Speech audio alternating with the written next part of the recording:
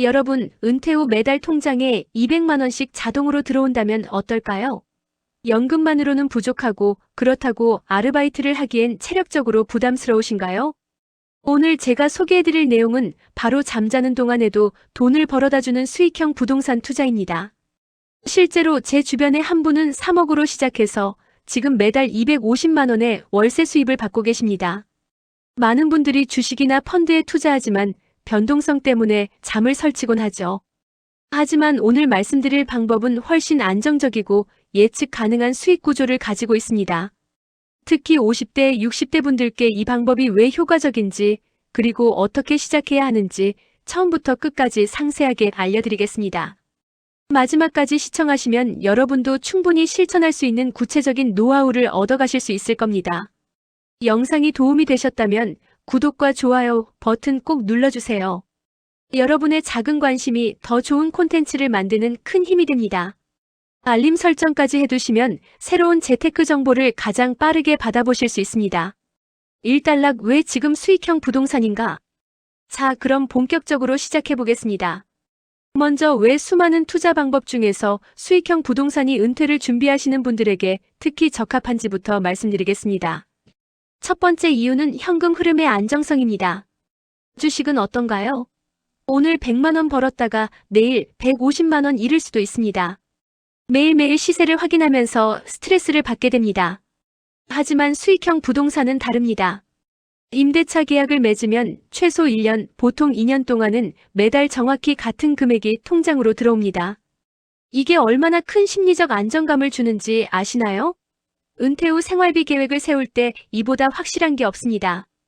두 번째는 인플레이션 해지 효과입니다. 요즘 물가가 얼마나 빠르게 오르는지 체감하고 계시죠? 작년에 5,000원 하던 김치찌개가 올해는 7,000원입니다.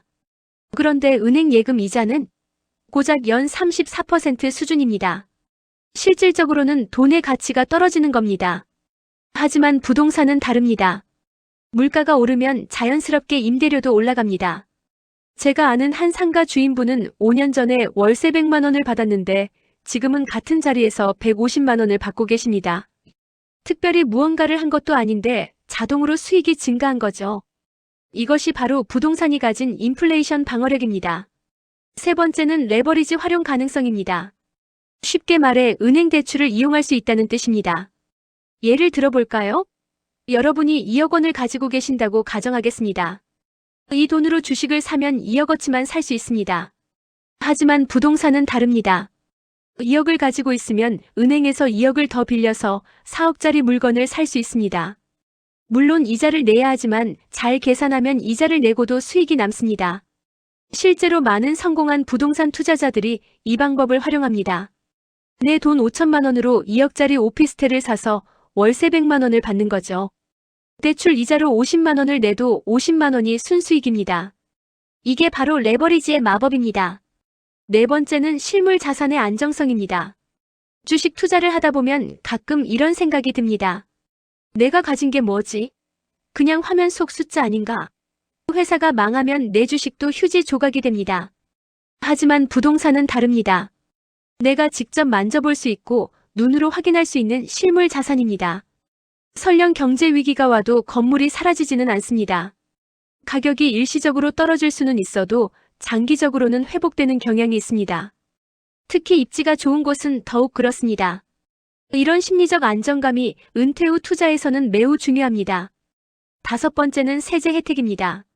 많은 분들이 모르시는데 수익형 부동산에는 여러 가지 세금 혜택이 있습니다. 건물의 감가상각비를 경비로 인정받을 수 있고 수리비나 관리비도 필요경비로 처리할 수 있습니다. 또한 1가구 2주택이라도 수익형 부동산은 별도로 계산되는 경우가 많습니다. 물론 세법은 복잡하니 전문 세무사와 상담하셔야 하지만 분명히 일반 주거용 부동산보다 세금 측면에서 유리한 점이 많습니다. 마지막으로 자녀에게 물려줄 수 있는 자산이라는 점입니다. 현금은 쓰면 없어지지만 부동산은 대대손손 물려줄 수 있습니다. 제대로 관리만 하면 자녀에게 돈을 벌어다주는 자산을 유산으로 남길 수 있는 거죠. 이것은 단순히 재산을 물려주는 것을 넘어서 자녀의 경제적 안정성을 보장해주는 최고의 선물이 될 수 있습니다. 이렇게 6가지 이유로 수익형 부동산은 은퇴를 준비하시거나 이미 은퇴하신 분들에게 가장 현실적이고 안정적인 투자 방법 중 하나입니다. 물론 장점만 있는 건 아닙니다. 나중에 주의사항도 말씀드리겠습니다만 일단은 왜 이 방법이 좋은지를 확실히 이해하시는 게 중요합니다. 이단락 수익형 부동산의 종류와 선택 전략. 그럼 이제 구체적으로 어떤 종류의 수익형 부동산이 있는지, 그리고 각각의 장단점은 무엇인지 알아보겠습니다. 여러분의 자본 규모와 투자 성향에 따라 최적의 선택이 달라지니 집중해서 들어주시기 바랍니다. 첫 번째, 소형 오피스텔입니다. 오피스텔은 수익형 부동산 초보자에게 가장 추천하는 아이템입니다. 왜냐하면 진입 장벽이 상대적으로 낮기 때문입니다. 서울 외곽이나 수도권 지역에서는 1억 중반대부터 시작할 수 있습니다. 특히 역세권에 위치한 소형 오피스텔, 그러니까 전용 면적 1,520평 정도의 물건이 인기가 좋습니다. 오피스텔의 가장 큰 장점은 무엇일까요? 바로 수요층이 다양하다는 겁니다. 1인 가구, 신혼부부, 직장인, 대학생 모두가 잠재적 임차인입니다. 특히 요즘은 1인 가구가 폭발적으로 증가하고 있어서 소형 오피스텔의 수요는 계속 늘어나는 추세입니다. 실제로 통계청 자료를 보면 1인 가구 비율이 전체 가구의 30%를 넘어섰습니다. 이 사람들이 어디에 살까요? 바로 소형 오피스텔입니다. 수익률은 어떨까요? 일반적으로 연 46% 정도의 수익률을 기대할 수 있습니다. 예를 들어 2억짜리 오피스텔을 샀다면 월세로 80만 원에서 100만 원 정도를 받을 수 있습니다. 관리비와 세금을 제하고도 연간 800만 원 이상의 순수익이 가능한 겁니다. 물론 지역과 입지에 따라 차이가 있지만 제가 말씀드린 건 평균적인 수치입니다. 주의할 점도 있습니다. 오피스텔은 공급이 많은 만큼 경쟁도 치열합니다. 같은 역세권이라도 역에서 10분 거리와 5분 거리는 임대료가 크게 차이납니다. 또한 건물의 연차도 중요합니다. 너무 오래된 건물은 관리비가 많이 나오고 공실 위험도 높아집니다. 그래서 10년 이내에 비교적 신축 건물을 추천드립니다. 두 번째는 근린상가입니다. 근린상가는 좀 더 적극적인 투자를 원하시는 분들께 적합합니다. 투자 금액은 보통 3억 이상부터 시작됩니다. 하지만 수익률은 오피스텔보다 높은 편입니다. 잘 선택하면 연 68%, 심지어 10%까지도 가능합니다. 근린상가의 핵심은 입지입니다. 이건 정말 100번 강조해도 부족합니다. 같은 상가라도 위치에 따라 하늘과 땅 차이입니다. 제가 투자자들에게 항상 하는 말이 있습니다. 발품을 팔아라. 직접 그 상권에 가서 며칠 동안 관찰해보세요. 평일 점심시간에 사람들이 얼마나 다니는지, 주말 저녁에는 어떤지, 주변에 어떤 가게들이 장사를 잘하는지 꼼꼼히 체크해야 합니다. 특히 주목해야 할 상권은 대학가입니다. 대학가는 수요가 일정하고 예측 가능합니다. 학생들이 있는 한 음식점, 카페, 문구점, 편의점 같은 업종은 항상 필요하기 때문입니다. 한 가지 팁을 드리자면 대학 정문보다는 후문이나 측문 쪽이 의외로 좋습니다. 임대료는 더 저렴한데 학생들의 실제 동선은 오히려 더 많은 경우가 있거든요. 또 하나 주목할 곳은 대형 아파트 단지 인근입니다. 요즘 신도시를 보면 수천 세대가 사는 대단지, 아파트들이 많죠. 이런 곳 주변의 상가는 정말 안정적입니다. 특히 생활 밀착형 업종, 그러니까 마트, 약국, 병원, 학원 같은 곳은 경기와 상관없이 꾸준한 수요가 있습니다. 근린상가 투자에서 주의할 점은 임차인 관리입니다. 오피스텔은 개인에게 임대하지만 상가는 사업자에게 임대합니다. 그래서 임차인의 사업이 잘 되는지 안 되는지가 굉장히 중요합니다. 장사가 안 되면 월세를 못 받거나 중간에 나가버릴 수도 있습니다. 그래서 저는 임차인을 선정할 때 단순히 보증금을 많이 준다고 해서 받는 게 아니라 그 사람의 사업 계획과 경험, 업종의 적합성까지 꼼꼼히 따져봅니다. 세 번째는 지식산업센터입니다. 이건 좀 생소하실 수도 있는데 쉽게 말하면 아파트형 공장입니다. 소규모 제조업이나 IT 업체들이 입주해서 사업을 합니다. 투자 금액은 소형 오피스텔과 비슷한 수준에서 시작할 수 있습니다. 지식산업센터의 장점은 안정성입니다. 기업이 한번 들어오면 쉽게 이사를 가지 않습니다. 왜냐하면 기계나 설비를 옮기는 게 번거롭기 때문이죠. 그래서 계약 기간도 보통 3년 이상으로 길고 공실 기간도 짧습니다. 또한 임차인이 법인이기 때문에 월세를 못 받을 위험이 상대적으로 적습니다. 다만 지식산업센터는 입지 선정이 까다롭습니다. 산업단지나 중공업 지역에 위치하는 경우가 많아서 거주 지역과 멀리 떨어져 있을 수 있습니다. 관리가 좀 더 어려울 수 있다는 뜻이죠. 하지만 전문 관리업체에 맡기면 이 문제는 해결됩니다. 네 번째는 도시형 생활주택입니다. 이것도 비교적 최근에 많이 생긴 유형인데 오피스텔과 원룸의 중간 형태라고 보시면 됩니다. 주거 목적으로만 사용되기 때문에 오피스텔보다 주거 환경이 좋고 임차인들의 만족도도 높습니다. 도시형 생활주택의 장점은 주택수에 포함되지 않는다는 점입니다. 다주택자 규제를 받지 않기 때문에 이미 집을 가지고 계신 분들도 부담 없이 투자할 수 있습니다. 또한 전용 면적이 작아서 투자 금액도 적게 들어갑니다. 1억 초반대부터 시작할 수 있어서 진입 장벽이 낮습니다. 수익률은 오피스텔과 비슷하거나 약간 높은 편입니다. 특히 대학가나 직장 밀집 지역에 위치한 도시형 생활주택은 수요가 많아서 공실 걱정이 적습니다.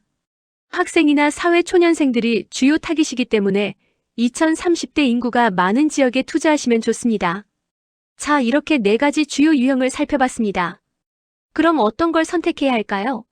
제 조언은 이렇습니다. 초보자라면 소형 오피스텔이나 도시형 생활주택으로 시작하세요. 투자 금액도 적고 관리도 비교적 쉽습니다. 경험이 쌓이고 자본이 더 있으시다면 근린상가나 지식산업센터로 확장하시면 됩니다. 또 하나 중요한 원칙을 말씀드리겠습니다. 한 곳에 몰빵하지 마세요. 여러 개의 작은 물건이 하나의 큰 물건보다 안전합니다. 예를 들어 5억이 있다면 5억짜리 상가 한 채보다는 2억짜리 오피스텔 2채와 1억짜리 도시형 생활주택 한 채로 분산하는 게 좋습니다. 한 곳에서 공실이 생겨도 다른 곳에서 월세가 들어오니까 리스크 관리가 되는 거죠. 3단락 실전 투자 프로세스와 수익 극대화 전략. 좋습니다. 이제 이론은 충분히 배웠으니 실제로 어떻게 투자를 시작하고 수익을 극대화할 수 있는지 단계별로 알아보겠습니다. 이 부분이 가장 중요하니까 메모하면서 들으시는 것도 좋습니다. 1단계 예산 설정과 금융계획 수립. 가장 먼저 할 일은 내가 투자할 수 있는 금액을 정확히 파악하는 겁니다. 여기서 실수하시는 분들이 많은데 절대로 생활비나 비상금까지 투자하시면 안 됩니다. 최소 6개월에서 1년치 생활비는 현금으로 확보해두세요. 수익형 부동산은 단기간에 현금화하기 어렵습니다. 갑자기 돈이 필요할 때 급매로 내놓으면 손해를 볼 수 있습니다. 다음으로 대출 계획을 세워야 합니다. 요즘은 LTV 주택담보대출 비율가 많이 완화되어서 부동산 가격의 70%까지 대출이 가능합니다. 하지만 제 경험상 최대 5,060% 정도만 대출받는 걸 추천드립니다. 왜냐하면 대출 이자를 내고도 수익이 남아야 의미가 있기 때문입니다. 계산해 볼까요? 3억짜리 오피스텔을 샀다고 가정하겠습니다. LTV 60%로 1억 8천을 대출받으면 내 돈은 1억 2천만 원만 있으면 됩니다. 대출 이자가 연 4%라면 월 60만 원 정도 나갑니다. 만약 이 오피스텔을 월세 120만 원에 놓는다면 이자를 내고도 60만 원이 순수익입니다. 1억 2천으로 연 720만 원을 버는 거니까 수익률이 6%입니다. 괜찮죠? 2단계 물건 탐색과 입지 분석. 이제 본격적으로 물건을 찾아야 합니다. 요즘은 부동산 앱이 잘 되어 있어서 집에서도 충분히 조사가 가능합니다. 네이버 부동산, 직방, 다방 같은 앱을 활용하세요. 여러 사이트를 비교하면서 시세를 파악하는 게 중요합니다. 입지 분석은 이렇게 하세요. 첫째, 교통입니다. 지하철역이나 버스 정류장까지의 거리를 재보세요. 도보 5분 이내가 가장 이상적이고 10분을 넘어가면 경쟁력이 떨어집니다. 둘째, 주변 인프라입니다. 편의점, 카페, 병원, 은행 같은 생활 편의시설이 가까이 있는지 확인하세요. 셋째, 주변 개발 계획입니다. 이건 해당 지역 구청 홈페이지에 들어가면 도시계획 정보를 확인할 수 있습니다. 새로운 지하철 노선이 들어온다거나 대형 쇼핑몰이 생긴다는 계획이 있으면 향후 가치 상승을 기대할 수 있습니다. 여기서 프로들만 아는 팁 하나 드리겠습니다. 네이버 지도에서 유동인구 데이터를 확인하세요. 요즘은 시간대별로 얼마나 많은 사람들이 그 지역을 지나다니는지 데이터로 볼 수 있습니다. 이걸 활용하면 상권 분석이 훨씬 쉬워집니다. 유동인구가 많은 곳이 당연히 임대 수요도 많습니다. 3단계 현장 답사와 꼼꼼한 확인. 온라인으로 아무리 조사를 해도 직접 가보지 않으면 모르는 게 있습니다. 반드시 현장에 가서 확인하세요. 평일과 주말, 낮과 밤 최소한 2번은 가보는 걸 추천드립니다. 왜냐하면 시간대별로 분위기가 완전히 다를 수 있거든요. 현장에서 확인할 체크리스트를 알려드리겠습니다. 첫째, 건물 외관과 관리 상태. 로비가 깨끗한지, 엘리베이터는 잘 작동하는지, 복도에 쓰레기는 없는지 보세요. 관리가 안 되는 건물은 나중에 문제가 생깁니다. 둘째, 소음 정도. 창문을 열어보고 밖에서 들리는 소음을 직접 들어보세요. 도로변이라면 차량 소음이 유흥가 근처라면 밤에 시끄러울 수 있습니다. 셋째, 채광과 환기. 남향이면 좋지만 최소한 창문이 커서 햇빛이 잘 들어와야 합니다. 환기가 안 되면 곰팡이 문제가 생길 수 있습니다. 또 하나, 주변 경쟁 물건들을 확인하세요. 같은 건물이나 인근에 공실이 얼마나 있는지, 임대료는 얼마인지 비교해 보는 겁니다. 부동산 중개사무소에 들러서 이 지역에 투자하려고 하는데 시세가 어떻게 되나요? 라고 물어보세요. 여러 곳을 돌아다니면서 정보를 모으면 정확한 시세를 파악할 수 있습니다. 4단계 계약과 법률 검토. 마음에 드는 물건을 찾았다면 이제 계약 단계입니다. 여기서 절대 서두르면 안 됩니다. 계약서를 꼼꼼히 읽어보고 모르는 부분은 반드시 확인하세요. 특히 중요한 몇 가지를 말씀드리겠습니다. 첫째, 등기부등본을 떼어보세요. 가압류나 근저당권이 설정되어 있는지 확인해야 합니다. 만약 대출이 많이 남아있거나 가압류가 걸려있다면 조심해야 합니다. 둘째, 건축물 대장을 확인하세요. 불법 증축이나 무단 용도 변경이 있는지 보는 겁니다. 이런 문제가 있으면 나중에 매매할 때 걸림돌이 됩니다. 셋째, 관리비 내역을 요청하세요. 전기세, 수도세, 난방비가 평균적으로 얼마나 나오는지 알아야 수익 계산을 정확히 할 수 있습니다. 가능하다면 부동산 전문 변호사나 법무사와 상담하는 것도 좋습니다. 비용이 좀 들더라도 나중에 발생할 수 있는 큰 문제를 예방할 수 있습니다. 특히 상가나 지식산업센터 같이 금액이 큰 경우에는 꼭 전문가의 검토를 받으시길 바랍니다. 5단계 리모델링과 가치 상승 전략. 계약이 완료되고 등기까지 마쳤다면 이제 임대를 놓기 전에 한 가지 중요한 선택을 해야 합니다. 바로 리모델링을 할 것인가 말 것인가입니다. 제 경험상 적절한 리모델링은 투자 수익률을 크게 높일 수 있습니다. 오피스텔의 경우를 예로 들어볼까요? 벽지와 장판만 새로 깔아도 분위기가 완전히 달라집니다. 비용은 보통 30만 500만 원 정도 들지만 월세를 1020만 원 더 받을 수 있습니다.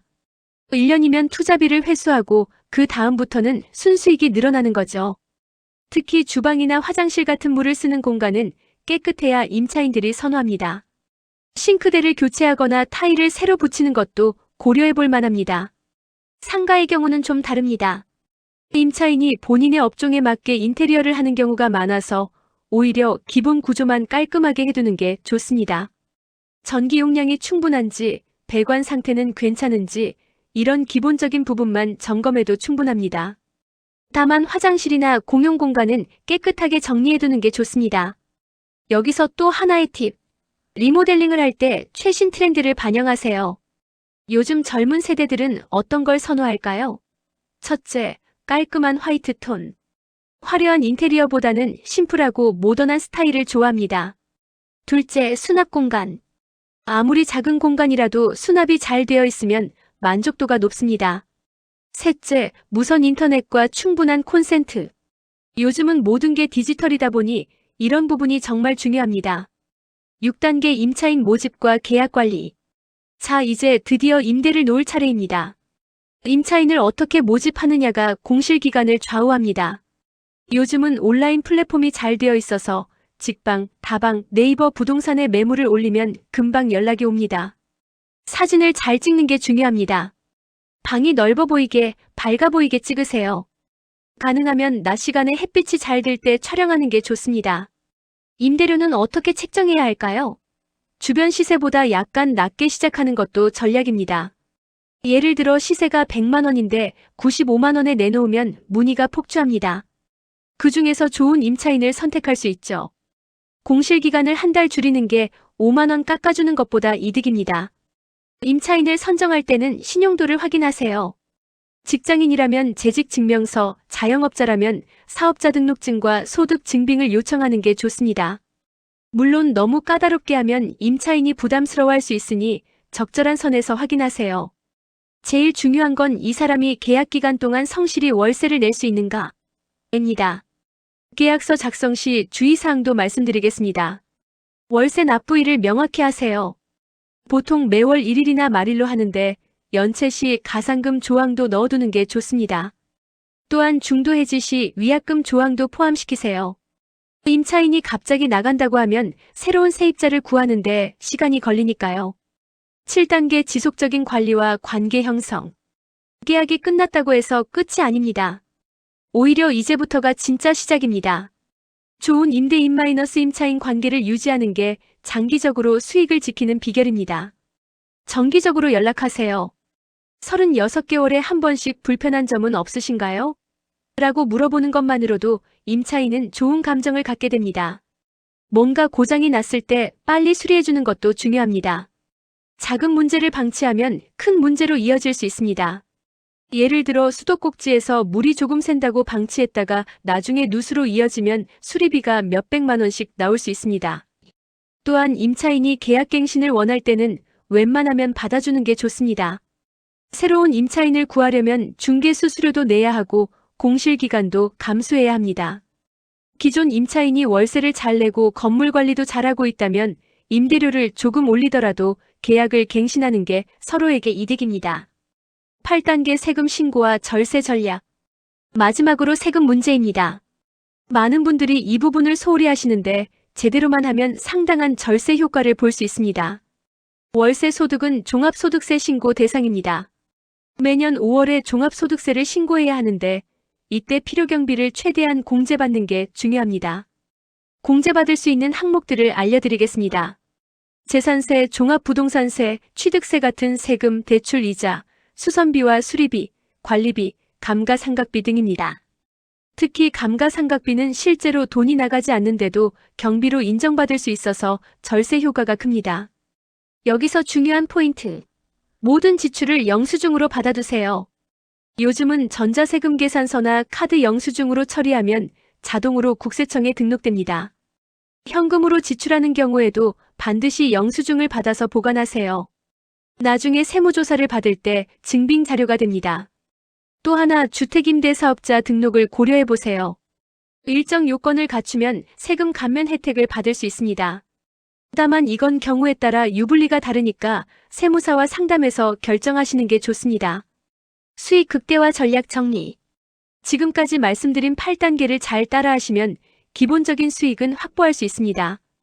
하지만 여기서 한 걸음 더 나아가 수익을 극대화하려면 어떻게 해야 할까요? 첫째, 복리의 힘을 활용하세요. 첫 번째 물건에서 나오는 월세를 모아서 23년 후에 두 번째 물건을 사는 겁니다. 그러면 두 곳에서 월세가 들어오죠. 이걸 또 모아서 세 번째 물건을 삽니다. 이렇게 눈덩이처럼 불려가는 거죠. 실제로 제가 아는 한 분은 10년 만에 오피스텔 5채를 모았습니다. 처음에는 2억짜리 하나로 시작했는데 지금은 매달 500만 원 이상의 월세가 들어옵니다. 둘째, 타이밍을 잘 잡으세요. 부동산 시장도 주식처럼 사이클이 있습니다. 경기가 안 좋을 때는 매물이 많이 나오고 가격이 내려갑니다. 이때가 바로 기회입니다. 다른 사람들이 두려워할 때 용기 있게 투자하는 사람이 큰 수익을 냅니다. 물론 무작정 사는 게 아니라 입지가 좋고 장기적으로 가치가 있는 물건을 선택해야 합니다. 셋째, 네트워크를 구축하세요. 부동산 중개사, 세무사, 인테리어 업체, 관리업체 등 좋은 파트너들을 만들어두면 정보도 빨리 얻고 일 처리도 수월해집니다. 특히 발품을 많이 파는 중개사와 친해지면 좋은 물건 정보를 먼저 얻을 수 있습니다. 사단락 리스크 관리와 성공을 위한 마인드셋. 자, 이제 마지막 단계입니다. 지금까지는 장점과 방법론을 주로 말씀드렸는데 이제는 반드시 알아야 할 위험 요소와 대처 방법, 그리고 성공적인 투자를 위한 마음가짐에 대해 이야기하겠습니다. 수익형 부동산의 주요 리스크. 첫 번째 리스크는 공실입니다. 아무리 좋은 입지라도 임차인이 나간 후 새로운 임차인이 들어올 때까지는 시간이 걸립니다. 이 기간 동안 월세 수입은 영원이지만 대출 이자와 관리비는 계속 나갑니다. 어떤 분들은 우리 동네는 수요가 많아서 공실이 없어라고 하시는데 절대 방심하면 안 됩니다. 공실 리스크를 줄이는 방법을 알려드리겠습니다. 첫째, 임차인이 나가기 전에 미리 새로운 임차인을 구하세요. 계약 종료 23개월 전부터 매물을 내놓으면 공백 기간을 최소화할 수 있습니다. 둘째, 임대료를 너무 욕심내지 마세요. 시세보다 1,020만 원 더 받으려다가 3개월 공실이 생기면 오히려 손해입니다. 셋째, 건물을 항상 깨끗하게 관리하세요. 임차인이 만족해야 장기간 거주하고 나갈 때도 다음 사람을 소개해주기도 합니다. 두 번째 리스크는 연체입니다. 임차인이 월세를 안 내는 경우인데 생각보다 자주 발생합니다. 특히 자영업자나 소규모 사업자의 경우 경기가 나빠지면 월세를 밀리기 시작합니다.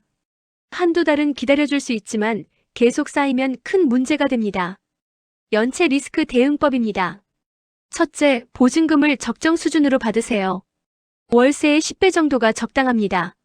예를 들어 월세가 100만 원이면 보증금은 1,000만 원 정도 받는 거죠.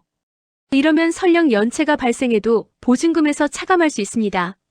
둘째, 초기에 강력하게 대응하세요. 한번 밀리면 계속 밀리는 경향이 있습니다. 첫 달 연체가 발생하면 즉시 연락해서 납부를 독촉하세요. 셋째, 월세 보증보험 가입을 권유하세요. 임차인이 보험료를 내지만 연체 시 보험회사가 대신 월세를 지급해줍니다. 세 번째 리스크는 건물 노후화입니다. 시간이 지나면 건물은 당연히 낡습니다. 엘리베이터가 고장나고 배관에서 물이 새고 외벽이 벗겨집니다. 이런 수리비는 소유주가 부담해야 하는데 한 번에 수천만 원씩 들어갈 수 있습니다. 노후화 대비 방법입니다. 첫째, 매달 월세의 10% 정도를 수리비 명목으로 따로 적립하세요. 100만 원 받으면 10만 원은 무조건 수리비 통장에 넣는 겁니다. 23년 모으면 웬만한 수리는 부담 없이 할 수 있습니다. 둘째, 예방적 유지보수를 하세요. 큰 문제가 생기기 전에 미리미리 점검하고 교체하면 비용이 훨씬 적게 듭니다. 셋째, 건물 관리비에 대수선 충당금이 포함되어 있는지 확인하세요. 공동부분 수리는 이 돈으로 하게 됩니다. 네 번째 리스크는 시장 변화입니다. 부동산 시장은 경기, 정책, 인구 변화 등 여러 요인의 영향을 받습니다. 갑자기 공급 과잉이 일어나거나 주변 환경이 나빠지면 임대료가 떨어질 수 있습니다. 시장 변화 대응법입니다. 첫째, 입지가 확실한 곳에 투자하세요. 강남, 여의도, 판교 같은 핵심 지역은 어떤 경기에도 수요가 있습니다. 둘째, 다양한 지역에 분산 투자하세요. 한 지역에만 몰빵하면 그 지역 경기에 따라 운명이 결정됩니다. 셋째, 주변 개발 계획을 계속 모니터링하세요. 신규 건물이 대량으로 공급될 예정이라면 미리 대비해야 합니다. 실패 사례에서 배우는 교훈. 실제 실패 사례 몇 가지를 말씀드리겠습니다. 이름은 가명으로 하겠습니다. 김 씨는 5억을 투자해서 상가를 샀습니다. 수익률이 10%라는 말에 혹해서 충분한 조사 없이 계약했죠. 그런데 알고 보니 그 상가가 있는 상권이 이미 쇠퇴기에 접어들고 있었습니다. 주변에 대형 쇼핑몰이 생기면서 작은 상가들은 손님이 줄어든 거죠. 임차인이 계속 바뀌고 공실기간이 길어지면서 결국 원금 손실을 보고 팔아야 했습니다. 교훈, 과거 수익률이 아니라 미래 전망을 봐야 합니다. 그 지역이 발전하는 곳인지 쇠퇴하는 곳인지 꼼꼼히 분석해야 합니다. 박 씨는 대출을 최대한 받아서 3개 오피스텔을 샀습니다. 레버리지를 활용한다는 전략이었죠. 처음에는 잘 되는 것 같았습니다. 그런데 금리가 갑자기 올라가면서 문제가 생겼습니다. 대출 이자가 월세 수입을 초과해버린 겁니다. 매달 적자가 나면서 결국 급매로 내놓을 수밖에 없었습니다. 교훈, 레버리지는 양날의 검입니다. 금리 상승 리스크를 반드시 고려해야 하고 여유 자금을 확보해 두어야 합니다. 이 씨는 지인의 소개로 투자했다가 사기를 당했습니다. 10% 수익률 보장이라는 말에 현장 답사도 없이 계약했는데 알고 보니 그 건물에는 임차인도 없었고 관리도 엉망이었습니다. 중개인은 연락이 끊겼고 소송까지 가는 복잡한 상황이 되었습니다. 교훈, 아무리 믿을 만한 사람의 소개라도 반드시 본인이 직접 확인해야 합니다. 보장 수익률 같은 달콤한 말에 현혹되면 안 됩니다. 성공을 위한 마인드셋. 이제 마지막으로 수익형 부동산 투자에 성공하기 위한 마음가짐에 대해 말씀드리겠습니다. 첫째, 장기적인 관점을 가지세요.